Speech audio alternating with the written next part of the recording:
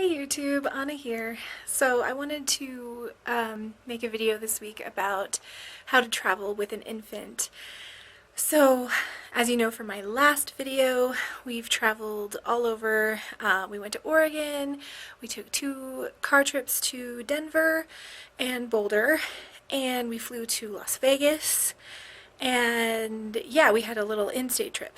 So we've done a lot of traveling since she's been here, and I wanted to just sort of make a small list of things that were helpful or things that I've learned from other people's mistakes or my own mistakes, which I made plenty. Um, so the first thing that I would suggest is bring double the diapers. So if you're going to be in an airport for a few hours, I usually pack my diaper bag as if I'm going to be gone all day. And when I'm traveling, especially at an airport, I double the diapers. So I take twice as much as I know I'll need. So she goes through about 5 or 6 diapers a day, and I bring like 10 to 15 diapers. So really, I triple it. Bring extra outfits for her. Or for your baby, and bring like an extra light jacket for you. So I say that because like my clothes take up way more space than her clothes. So I just want something that can conceal the fact that she barfed all over me or she peed on me or whatever. So I just would throw on a light jacket over and be like, okay, well, done. It's kind of like a whole new outfit for me. Nursing cover. So I am very pro breastfeeding in public. I've never had an issue. I breastfed on the plane.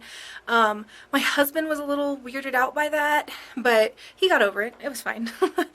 And the only reason why I would say bring a nursing cover is you never know who is going to be around you, making you feel uncomfortable.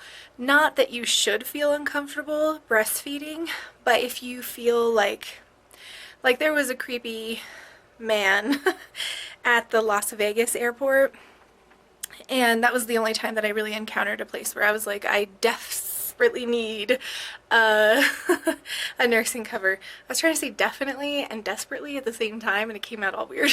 Okay. But that time I was like, yeah, I want a nursing cover. When I'm on the plane and it's such like confined quarters, I never use a nursing cover. Let's see what else. Oh, the first time that we flew to Oregon, we brought, of course, her binky and a little like binky shaped teether, and we just brought them like freehand on the plane, and she kept throwing them, and it was disgusting. So I would highly recommend, if your child uses pacifiers of any sort or a teether that kind of looks like a pacifier, I would definitely invest in a tether. That sort of clips onto their clothes, or you could clip it onto your clothes, or whatever. Because the second time we flew, we had it clipped on to her bib, and it was so much easier. And then I was like kicking myself because I was like, we have so many tethers and we didn't bring any. Like, so annoying. But I didn't really anticipate her like throwing it. Although now she's throwing her binky more and more, so whatever. Now I know. Bring a tether. And the other thing that I would highly suggest is, if you're at an airport, take your stroller all the way to the gate. They'll let you check it at the gate when you get to the plane. So what I did in Las Vegas is I just wore her, and granted, Las Vegas, our like gate area was really close to the front, and so it was just like security and then our gate, so it wasn't a big deal. But if you have to walk a long airport haul, like Atlanta, even Portland, somewhat, is just a little bit too long to be carrying her. Like, I get really hot, she gets all sweaty, so I rather put her in a stroller and then just walk her with the stroller. Then it's like no weight on you at all. The other really nice thing about strollers is it usually has like an undercarriage for extra stuff. So I have the Graco Modes Quick Connect. I think that's what it's called. And it has a basket that like can easily fit my diaper bag, which is like a big square boxy backpack. And it can fit any sort of little souvenirs. It can fit her blanket, her extra burp rags. It could, I mean, I was shoving like everything in there. Like our meals, I would just like shove in the undercarriage and then wheel her to where we were going and then like sit down and unload it, and she was there and awesome, and I could just sort of push her right up to the table, and yeah. So it was really convenient to have the stroller with us. A lot of people will ask you when you first check in for your flight if you want to check your car seat and your stroller there, which by the way does not count against any of your bags. And we did that once and it sucked for me. And yeah, so that was nice. And then also take advantage of the family bathrooms. So Doug and I both go into the family bathrooms and we're like getting stuff out of the bag while the other one's changing. We're holding her, we're wiping her down. Like we can just like, we're like a well-oiled machine now. We always, we know what to do, and like, it's really convenient to go into those family bathrooms with your entire family and you're all contained and you don't have to feel like she's exposed. Because sometimes I feel weird about taking her and like changing her in public bathrooms. When we were in Target, I think she was like 2 or 3 months old, this woman came in with her daughter, and the daughter was like baby, so she was like a young toddler. She was maybe like 2.5, and the mom was like, yeah, that's a baby, you were that small. And then she picked her up and like hovered over my shoulder while I was changing Cecilia. And I was like, I didn't know this was a spectator sport.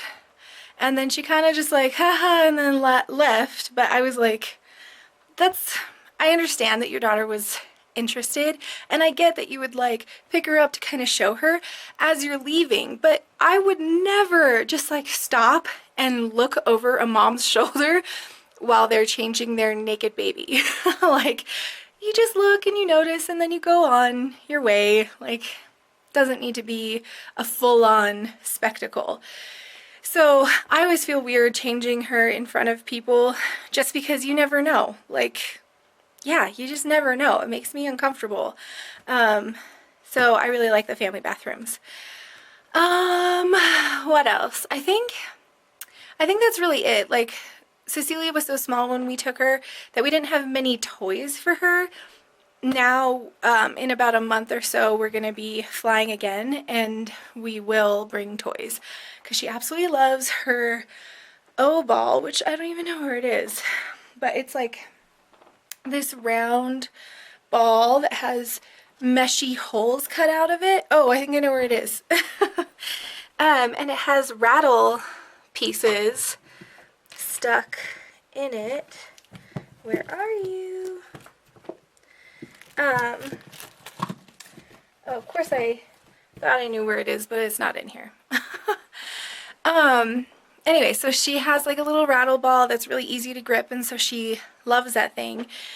And bring extra like hand and face wipes. So we switched wipes in my diaper bag to the Baby Ganix wipes because, well, you can use it on their face instead of the Huggies wipes that have like alcohol in them, and you could only use it on their butt.